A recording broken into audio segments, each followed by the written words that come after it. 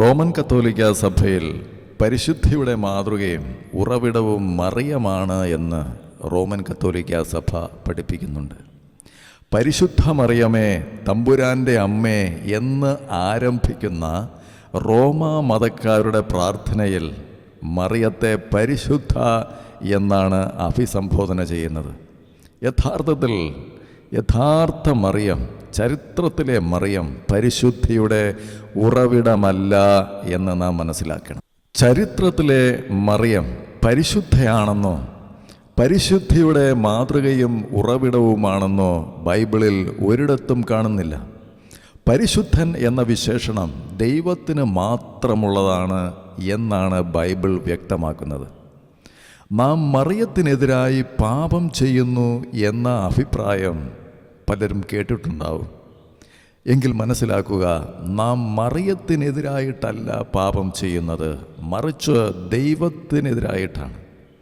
നാം വിശുദ്ധരായി ജീവിക്കേണ്ടതിൻ്റെ കാരണം നമ്മെ വിളിച്ചവനായ ദൈവം പരിശുദ്ധനായതുകൊണ്ടാണ് എന്ന് ബൈബിൾ വളരെ വ്യക്തമായിട്ട് പ്രസ്താവിക്കുന്നുണ്ട്. അത് ഒന്ന് യോഹന്നാൻ്റെ ലേഖനത്തിലും ലേവ്യ പുസ്തകത്തിലുമെല്ലാം ദൈവം പരിശുദ്ധനാണ് എന്നുള്ളതാണ് വ്യക്തമാക്കുന്നത്. നമ്മുടെ ക്രിസ്തീയ ജീവിതത്തിൽ അതിപരിശുദ്ധനായ ദൈവത്തെയാണ് നമ്മുടെ വിശുദ്ധിയുടെ മാതൃകയാക്കേണ്ടത് എന്നാണ് ബൈബിൾ നമ്മെ പഠിപ്പിക്കുന്നത്. പക്ഷേ എന്തുകൊണ്ടാണ് റോമൻ കത്തോലിക്ക സഭ ദൈവവചന വിരുദ്ധമായിട്ട് പരിശുദ്ധിയുടെ മാതൃക എന്ന ഉന്നത സ്ഥാനവും മഹത്വവും സ്വയം പാപിയെന്ന് അംഗീകരിച്ച വെറും ഒരു മനുഷ്യനായ മറിയത്തിന് കൊടുക്കുന്നത് എന്ന് നാം ചിന്തിക്കണം. ഇത് സൃഷ്ടാവ് അർഹിക്കുന്ന സ്ഥാനം കൊടുക്കാതിരിക്കാനും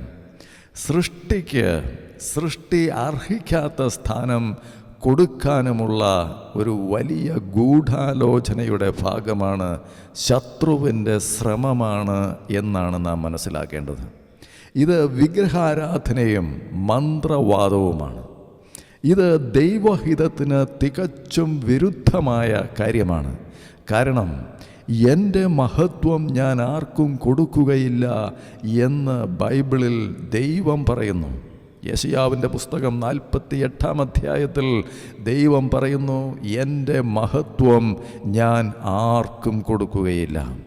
പരിശുദ്ധൻ എന്ന് അവകാശപ്പെടുന്നവരെല്ലാം സ്വയം തങ്ങളെ തന്നെ ദൈവതുല്യരാക്കുകയാണ് ചെയ്യുന്നത്.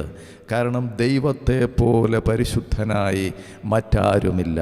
അവൻ മാത്രമാണ് പരിശുദ്ധിയുടെ ഉറവിടം. നിങ്ങൾ ദൈവത്തെ പോലെയാകും എന്ന സാത്താൻ്റെ വാഗ്ദാനത്തിൽ സന്തോഷിക്കുകയും അത് അനുസരിച്ച് സാത്താൻ്റെ ദൈവവിരുദ്ധമായ പദ്ധതിയിൽ പങ്കാളികളാവുകയും ചെയ്യുന്നവരാണ് ഇത്തരക്കാർ എന്ന് നാം മനസ്സിലാക്കണം.